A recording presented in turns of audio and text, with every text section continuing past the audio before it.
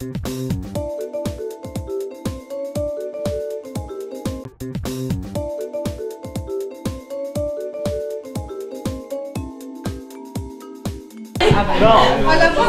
c'est le cerveau qui bouge.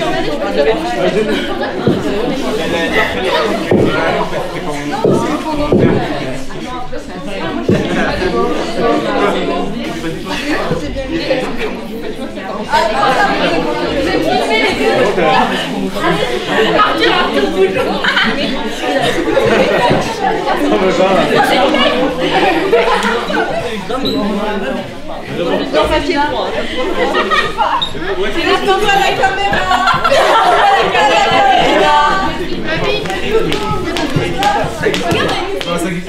Direct là. Ouais, c'est quoi? Éclat. France 3. Du temps, les mots parents. Ouais, c'est éclat, ouais. C'est ça. C'était cahier. Qu'est-ce que nous avons échangé? Nous avons vu en fait qu'il y a il peut y avoir en fait donc une influence positive donc, ou des influences bien sûr donc négatives. Alors qu'est-ce qu'on peut citer? Des jeux vidéo divertissement, peut-être avec une modération. Les actualités, effectivement, les informations. Savoir bien repérer aussi les bonnes sources d'informations. Lorsqu'il a découvert Émilie Roy, jeune youtubeur québécois, connu pour ses défis lecture, Mayol était en première, en plein confinement. Le bac de français approchait, réduit à un seul examen oral. Il ne voyait pas de raison de s'infliger toutes les œuvres au programme, cherchant plutôt synthèse et résumés sur Internet, ou mieux, des résumés oraux. Comment il se passe ton contre-parental en fait? C'est mon père en fait quand il sait qu'il s'est passé quelque chose au collège, donc qu'il y a des histoires ou quoi, il veut regarder sur son application ou des fois il me fait passe mon téléphone, je vais regarder de moi-même et il regarde si j'ai pas reçu le message en rapport avec l'histoire du collège ou autre. Quand tu parles d'un contre-parental, je ne sais pas si vous connaissez l'appli, j'imagine que oui, Family Link. Est-ce que c'est ça qu'ils ont installé sur ton téléphone? Oui. D'accord. Comment ils l'ont configuré en fait? Parce que par exemple, je ne vais pas donner son nom, tu as la copie d'un côté, ça se coupe automatiquement à 21h30. Est-ce que toi, ça fonctionne comme ça ou pas? Alors qu'est-ce qu'ils paramètrent pour que tu sois protégé ou pas sur les réseaux justement? Je sais pas, parce que c'est lui qui il n'a pas voulu plus m'en parler que ça. D'accord. Est-ce que tu as un temps d'écran? Est-ce que toi, tu t'es rendu compte à certains moments que ta connexion se coupait par exemple? Non. Ou tu as voulu aller sur un site et ça n'a pas fonctionné? On peut savoir combien d'heures on a passé quotidiennement.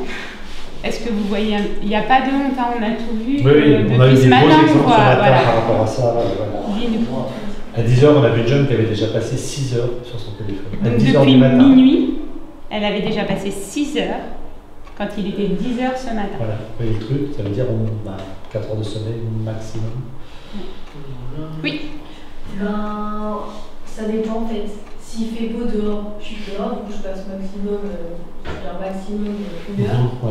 juste en regardant des messages. Et après, quand il pleut, en fait, c'est plus de 3 heures. Sans problème. Ah oui, t'as toujours pareil, c'est toi.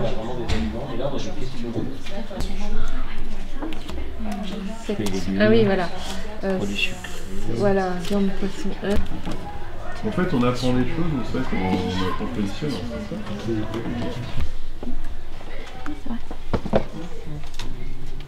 Et oui, j'ai oublié de vous dire aussi. Il faut vraiment regarder le mur. Je vous ai mis avec vélo. Ils me prennent trop pour des cons, la vie. Non, ne pas fumer, ne pas boire d'alcool ou pas trop boire d'alcool. Aller au soleil avec de la crème solaire. Ouais, donc bien se protéger du soleil, limiter notre exposition. Ok. Bon, franchement, on est pas mal, hein. Vraiment, on a des bonnes réponses. Donc aujourd'hui, on va plutôt se concentrer sur l'activité physique, du coup. Justement, est-ce que vous savez un peu ce que c'est? Si vous devez me donner une définition, pour vous, ça serait quoi? Du sport, ok, mais peut-être pas que.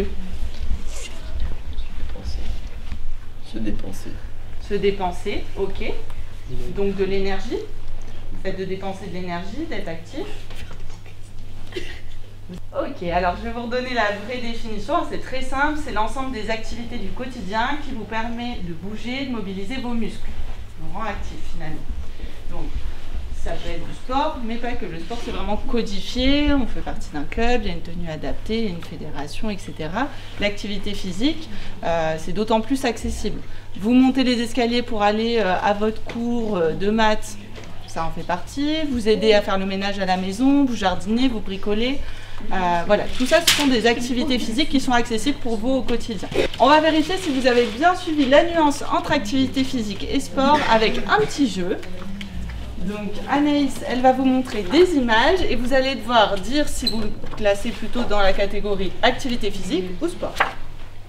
Alors, la première image. Donc c'est une famille. Alors, petite précision, c'est une famille du coup qui se balade en vélo, tranquillement. Oui. Sport, activité physique. Pourquoi activité physique selon toi?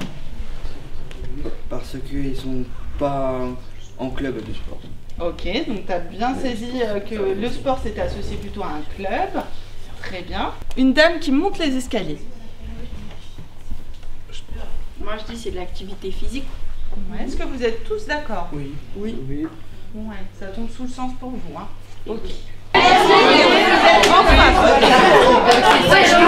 Le préservatif basique masculin est en latex, mais pour ceux qui font une allergie, on peut en trouver en non latex, si vous en faites.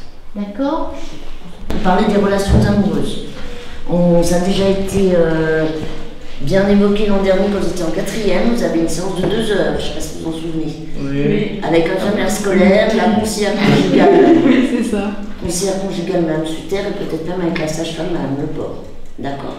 Vous avez déjà évoqué plein de choses de la puberté, des relations amoureuses. Et là, on est ensemble pendant 1 heure. On va se servir d'un jeu qui s'appelle Info Intox. Chacun votre tour, vous allez choisir une carte, la lire à vos camarades à voix haute. Dire, une fois que vous l'avez lu, si vous pensez que c'est vrai ou faux. Info, ça veut dire que c'est une information. Intox, c'est comme les fake news sur Internet, ça veut dire que c'est faux. Et une fois que tout le monde a dit ce qu'il pensait, vrai, faux, pourquoi? Et bien je dis, si c'est vrai ou c'est faux, on va taper la vérité et on en discute. On a le droit de se tromper, on a le droit de pas tout savoir, mais ce qui est bien, c'est de connaître les vraies choses, surtout à ce sujet-là. Parce que là, on parle de relations amoureuses, donc on parle potentiellement de grossesse, on parle peut-être d'infections sexuellement transmissibles, on parle de choses de la vie qui vont vous concerner tous à un moment ou à un autre.